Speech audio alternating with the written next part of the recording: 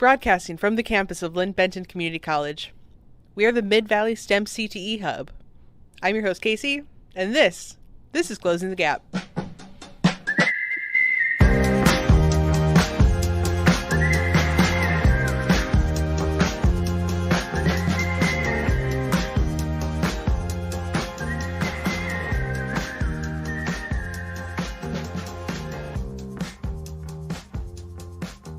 Hey, Jennifer, how's it going? Hey, nice to meet you. Thanks for inviting me today. Oh, for sure. I really appreciate you coming on the show. Would you please introduce yourself to our listeners and tell us a little bit about your work and what you're studying? Yeah, definitely. So, hi everyone. My name's Jennifer Wong-Ala. I go by Jen or Jennifer. My pronouns are she, her, and I'm a second year PhD student at Oregon State University in the Ocean, Earth, and Atmospheric Sciences program. So, I was born and raised on the island of Oahu, Hawaii, in the small town of Waimanalo. And I also identify as a mixed Pacific Islander of Samoan, Hawaiian, Chinese, Japanese, and white ancestry. And so a little about my research as an oceanographer. So I consider myself a biological oceanographer, and my tool of choice are computer models. And so the research I usually do involves asking how marine organisms move over space and time. And I simulate this using a type of computer model called a particle tracking model. And so for my PhD thesis, I'm actually working on modeling the transport of this parasite called Toxoplasma gondii in the coastal waters around Hawaii in regards to Hawaiian monk seal health. Oh, that's fascinating. Do you get to actually work around the ocean a lot, or is it more of kind of like in a lab or something? Yeah, so like my research, there's not really any need for me to go out into the ocean because I'm mostly like a modeler. So there's like a joking term called a desk oceanographer. But I do go out to sea, like on research vessels, to go and like volunteer and help other people's research, and that's how I get my field feet kind of wet, I guess you could say. How did you become interested in this type of work? Yeah, so that's a great question. So, thinking so my town is actually a coastal town in Hawaii. Like the beach is less than 5 minute walk away. But I was not I did not think of like when I grew up, I'm gonna be an earth scientist or an oceanographer. So I actually learned about oceanography and like earth sciences after my first year of college, where I was attending Kapiolani Community College, and they had a summer bridge program through the STEM Center there. And I was in it. I forget how long the program was. I think like 8 weeks or something. And each day we did math in the morning for like 4 hours. So we got free math credits. And then in the afternoon, we met like different people in different STEM disciplines. And one of the weeks, I met people from the University of Hawaii at Manoa who were in SOAS. So they study oceanography, geology, atmospheric sciences. And yeah, they exposed us to all of these like cool things. And I was like, oh my gosh, this is so awesome. And I ended up applying to this paid like year-long research internships I had, and I've been hooked ever since. I actually still talk to a lot of those people, and I'm really close with some of them to this day. And that was when I was like 19, so it was pretty cool. That's really great. I can imagine there's probably a lot of work around oceanography in Hawaii. What does a typical day look like for a PhD student that's studying oceanography? Oh gosh, yeah, that's a great question. So it definitely can vary.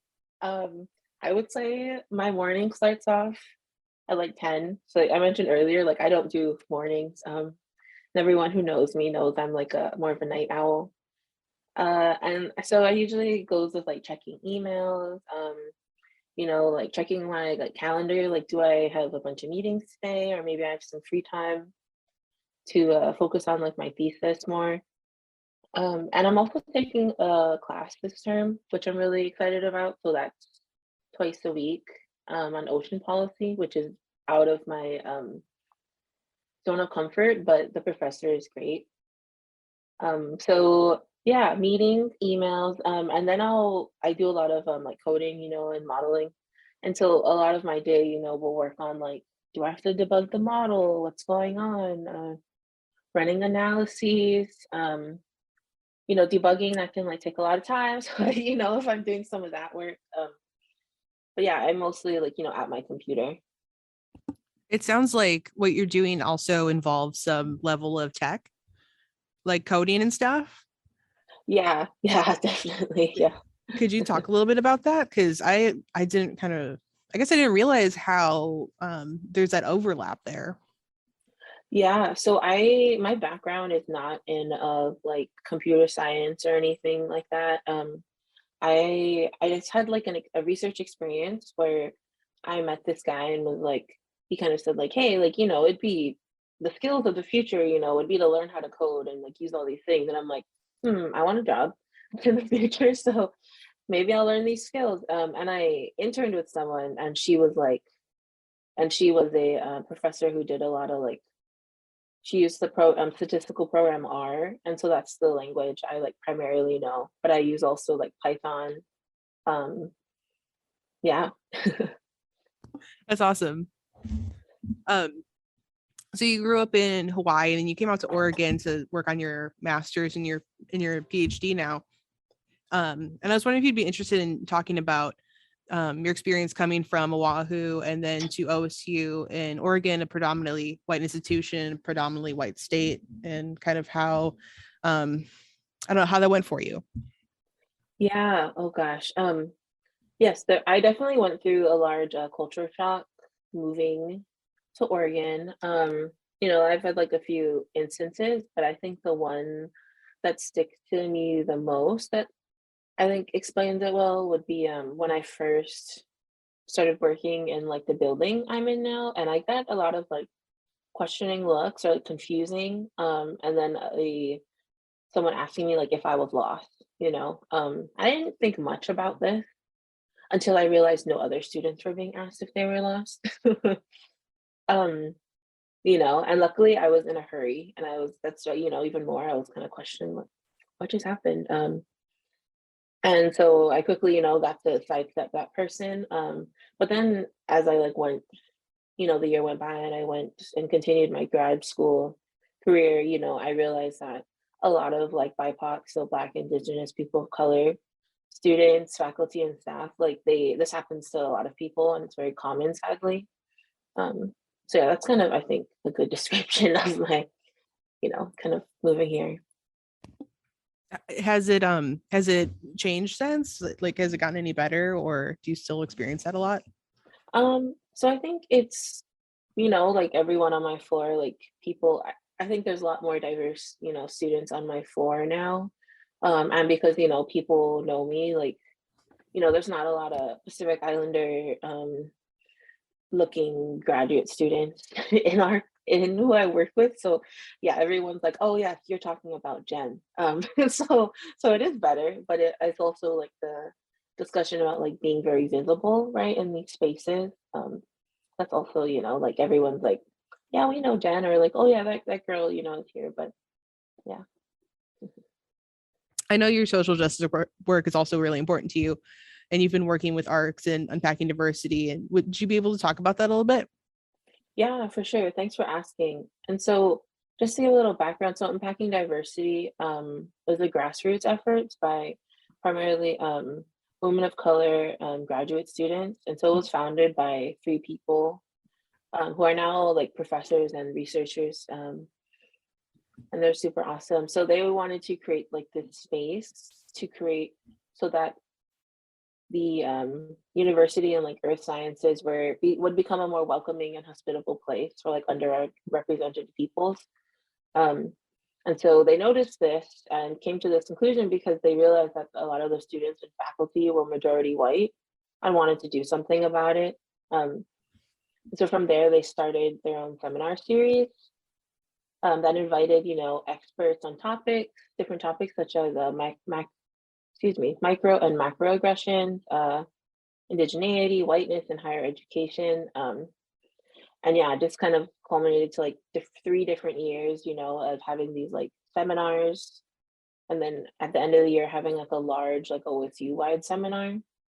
And as we got larger, we were able to collaborate with groups like ARCS and Oregon Sea Grant, for example. But yeah, right now Unpacking Diversity doesn't do any more OSU based seminars or within our college, but we do still do larger things like talking at larger conferences, such as SACNIS. But yeah, it was really important for me, and I met a lot of awesome people through Unpacking Diversity. Are there any resources like on the OSU campus that are good for people that are dealing with a similar situation that you had to deal with when you first got to OSU? Yeah, so OSU has the Office of Institutional Diversity, or OID. There's also cultural centers located across campus. So there's the Asian Pacific Islander Cultural Center, APCC. There's the Lonnie B. Harris Black Cultural Center. There's also, you know, centers for LGBTQ plus students. There's, oh gosh, for and for there's, you know, there's a website, and I can like give the links for those. We also have counseling services called CAPS, and forgive me, I can't remember the acronym. Mhm. So yeah, I think there's a lot of different resources, and I think just like, you know, hopefully a lot of students can like find community there with people who they can relate to. There's also the Native center that I can't remember their new name though, but yeah, I think I can definitely provide links. That'd be awesome. Thank you. No problem. I know that you're also a hustler when it comes to like getting stuff done. It seems like you pack a lot into your schedule. Not only doing like your social justice work and going to class to get your PhD, but you're also like financially supporting yourself, and you kind of have been for, I mean, it seems like the entirety of your post-secondary education. Correct me if I'm wrong, but when I was snooping on you, it seemed like that's kind of the situation. And I was wanting to know if you could kind of give advice about like what it's like to be a student and a person that has to, you know, work to support themselves, and if you have any advice for young people that are maybe looking at facing a similar situation if they decide to pursue a degree. Yeah, oh gosh, yeah. So it's definitely, yeah. So you're right. Yeah, good investigative work. So I guess some advice for you know, for anyone who's had to juggle like full time, you know, working and school is, I'm a huge advocate of like finding your support system. So I mentioned the people who I met during that summer program. You know, I'm still really close with a lot of those people. And during that time in my life, like when I was younger, I could relate a lot to like my roommates, friends, and general mentors. Especially roommates and friends. You know, I made friends with others who had similar situations as mine, so that we could really understand one another. And also, I think it's really good to find jobs that are on campus so that you're able to, or they're required to like work around your schedule. And usually I find that campus jobs pay a little better, you know, um, a bit more at least. That's what I find. And it's also like helpful to making connections too. Yeah, so is your goal to like kind of continue on with a career in like this academic kind of world, or are you trying to go more into like a private sector when you're done with your PhD? Yeah, that's a good question. You know, I think everyone, when you come into a PhD, you're like, I want to be a professor, you know, and they train you, right, to be like an academic researcher. But now, after, you know, it's like this will be my fifth year in graduate school, and I'm in my like second year of my PhD. I mean, you know, I think generally not everyone, but a lot of people, you know, get kind of burnt out, right? And they're kind of like, you know, it'd be nice to just, yeah, get a job. So I'm thinking that I still love my research. I still really enjoy what I do, but I'd probably want to be like I know there's, you know, government researchers. So for me, I could places I could see myself at are like NOAA, you know, different like sectors within NOAA, or or potentially, like an academic researcher. I keep my options open. I guess that I kind of realized that I might not know something about a PhD person that does your research kind of follow you through your career? Like if a PhD student like decides like I'm going to research this specific thing, they keep researching that through their career if they decide to stay like in academia. Yeah, right. Because it kind of, people definitely can branch out, right? But with your PhD, you're kind of like learning these skills and kind of making a name for yourself, right? In like this field. And it's also like very, very like specific research, or like a specific type of skill that you cultivate over, like 4 to 7 years, because PhDs can take pretty long sometimes.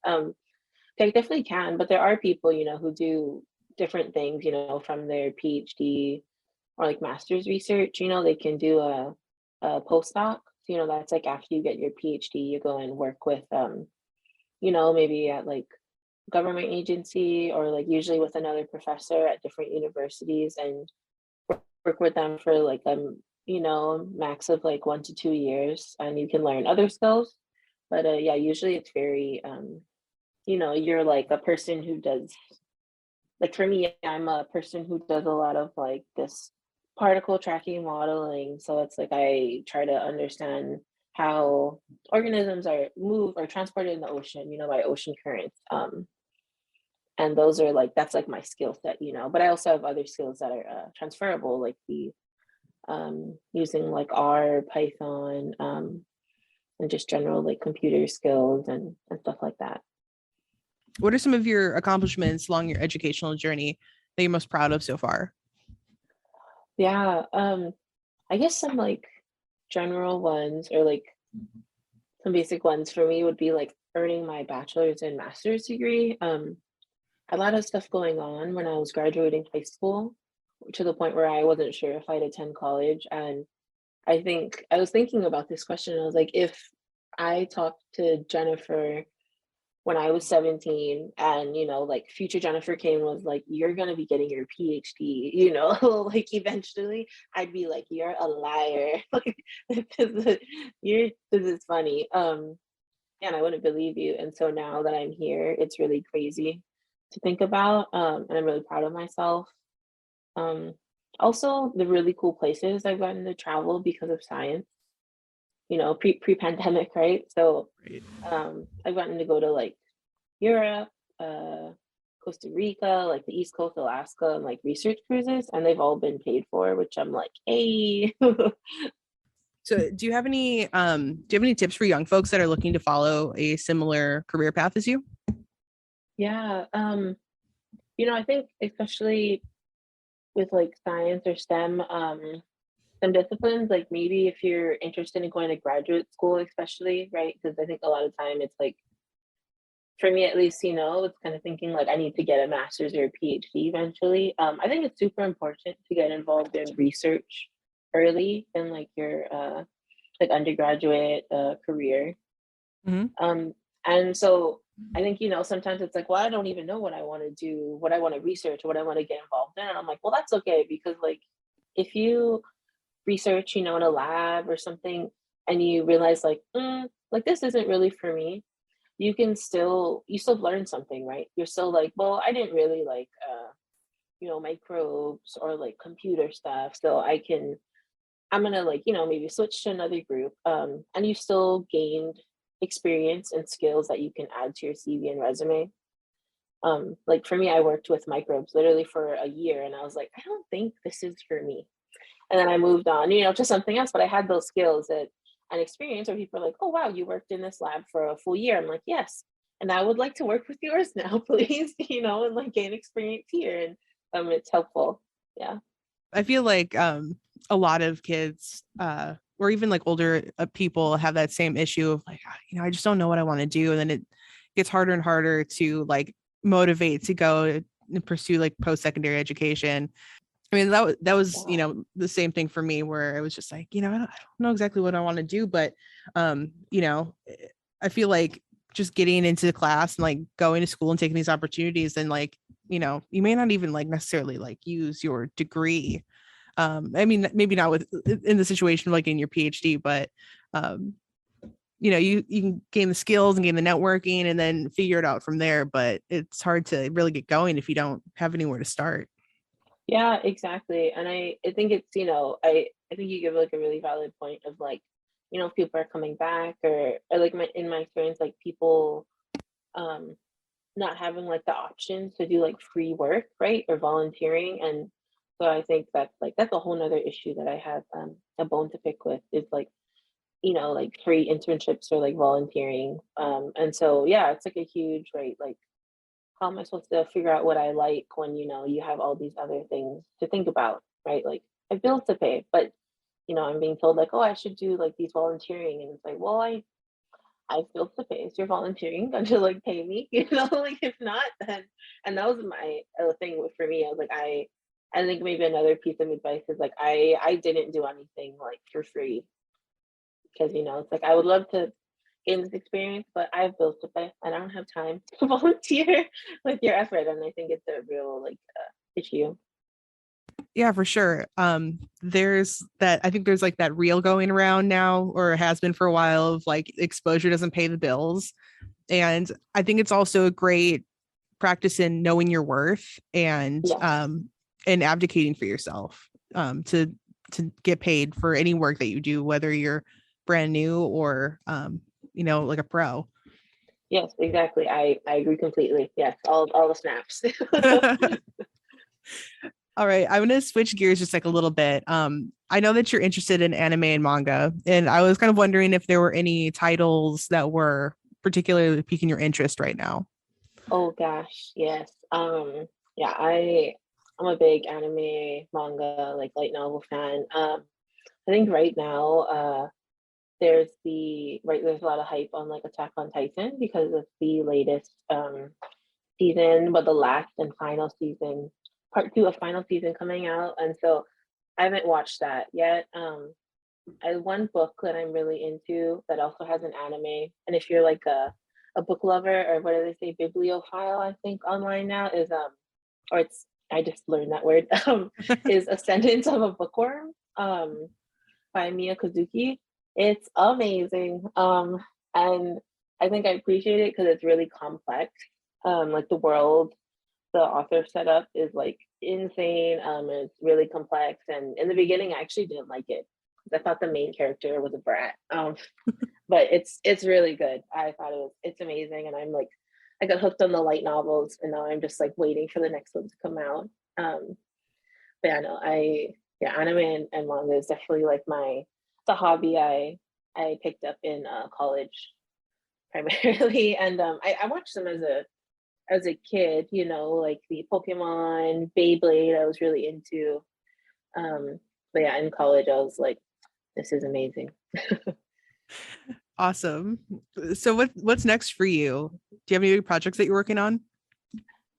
Right now, I'm just really trying to keep the momentum going on my thesis research. I have like some summer plans that I'm trying to work together to keep, moving on like the next kind of chapter in my thesis. So I'm just trying to keep things going and some other like projects I'm working on. So yeah, the life of a grad student is the goal to graduate, right? And like not get distracted along the way, but so many things going on.